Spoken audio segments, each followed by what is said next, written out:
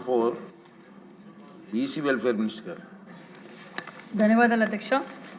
ఒకటో ప్రశ్నకు లేదండి. అయితే నేత కార్మికులకు ఉత్పాదకతకు, నాణ్యతకు మరియు ఆదాయాన్ని మెరుగుపరచడానికి చీరాల చేనేత క్లస్టర్ కోసం జాతీయ గ్రామీణ జీవనోపాధి మిషన్ కింద NRLM కింద 4.17 కోట్ల మొత్తాన్ని మంజూరు చేయడం అనేది శిక్షణ కూడా ఈ కార్యక్రమంలో ఒక ముఖ్యమైన భాగం. రెండో ప్రశ్నకు అవునండి. మూడో ప్రశ్నకు అవునండి. ఇటీవల GST 2.0 సంస్కరణ సందర్భంలో రాష్ట్రంలోని ఆప్కో మరియు ప్రాథమిక చేనేత సహకార సంఘాలు చెల్లించిన GST తిరిగి చెల్లింపుకు సంబంధించిన ప్రతిపాదనను పరిశీలిస్తున్నాం.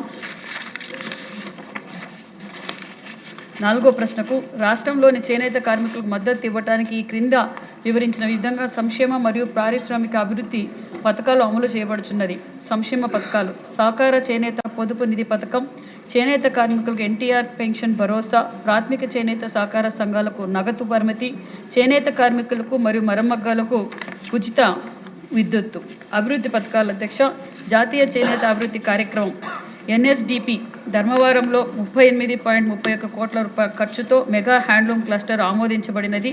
అదేవిధంగా పిఠాపురం మరియు మంగళగిరిలో మరి 12 కోట్లతోనూ మరియు 22.35 కోట్ల కేటాయింపులతో ప్రత్యేకత ప్రాజెక్టులకు ప్రతిపాదించడమైనది. చిన్న క్లస్టర్లకు అభివృద్ధికి SCDP ద్వారా 10.44 కోట్ల కేటాయింపుతో 10 క్లస్టర్లు మంజూరు చేయబడినది. మరి సహకార క్లస్టర్లు కాకుండా ఇతర క్లస్టర్లకు కూడా ఆర్థిక సహాయం, ముడి పదార్థాలకు సరఫరా పథకం, మరి నేత కార్మికులకు ముద్రా పథకం, చేనేత మార్కెటింగ్ సహాయం ప్రదర్శనలు.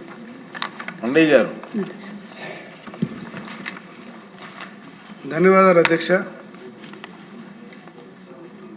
మా చీరాల నియోజకవర్గంలో 5,214 మంది చేనేతలు ఉన్నారు. ఇందులో మగ్గం పనిచేసేవారు 3,900 మంది ఉన్నారు.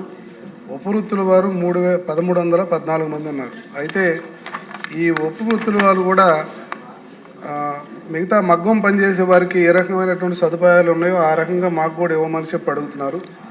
అలాగే మా చీరాల నియోజకవర్గంలో మొత్తం బాపట్లలో 71 సొసైటీలు ఉంటే ఇందులో చీరాల్లోనే 41 సొసైటీస్ ఉన్నాయి.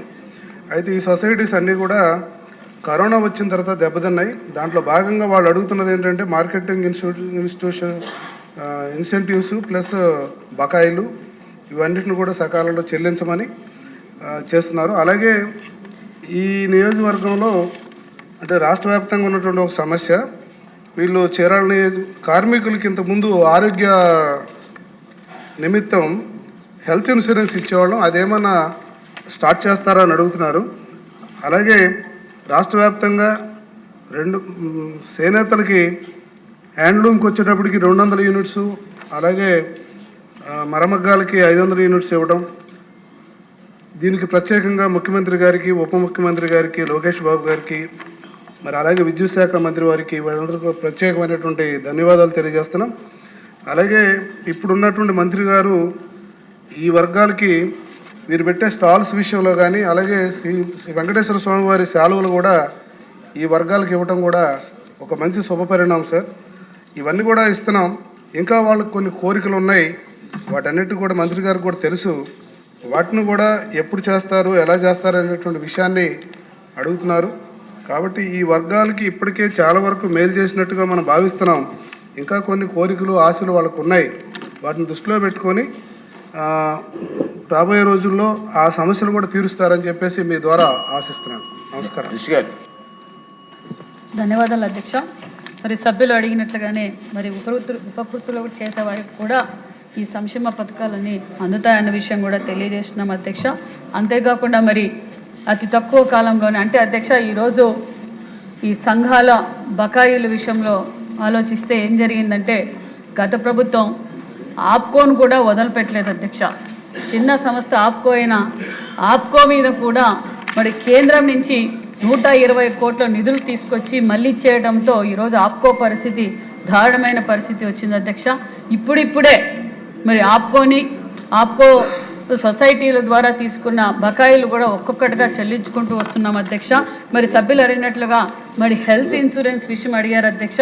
అది ముఖ్యమంత్రి చంద్రబాబు నాయుడు గారు బడుగు బడిగిన వర్గాలందరికీ యూనివర్సల్ హెల్త్ పాలసీ కూడా తీసుకురావడం కూడా జరుగుతుందన్న విషయం కూడా తెలియజేస్తూ మరి ఇంకా ఏదైతే చేనేతలు గతంలో 14-19లో స్వర్ణయుగంలో జరిగింది అధ్యక్ష, మరి ఈ అతి తక్కువ కాలంలోనే మరి చేనేతలు అన్ని విధాలుగా ప్రోత్సాహంగా ఉండాలని చెప్పి ఎప్పటికప్పుడు ఎగ్జిబిషన్స్ ఏర్పాటు చేయడం, వాళ్ళలో స్కిల్ ట్రైనింగ్ కూడా అందజేస్తున్నాం. అదే కాకుండా హాప్కో సేల్స్ కూడా గణనీయంగా పెరిగాయన్న విషయం కూడా మీకు అందరికీ తెలియజేస్తూ ఎక్కడికక్కడ క్లస్టర్లు కూడా ఏర్పాటు చేస్తున్నామన్న విషయం కూడా మీకు తెలియజేస్తూ అదేవిధంగా సభ్యులు అడిగినట్లుగా ఖచ్చితంగా చేనేతల అభివృద్ధి కోసం అహర్నిశలు కష్టపడుతున్న ప్రభుత్వం కూటమి ప్రభుత్వం అనే విషయం కూడా మీకు తెలియజేస్తున్నాం అధ్యక్ష. ధన్యవాదాలు.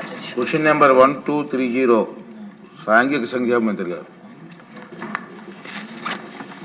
అధ్యక్ష, మొదటి ప్రశ్నకు లేదండి.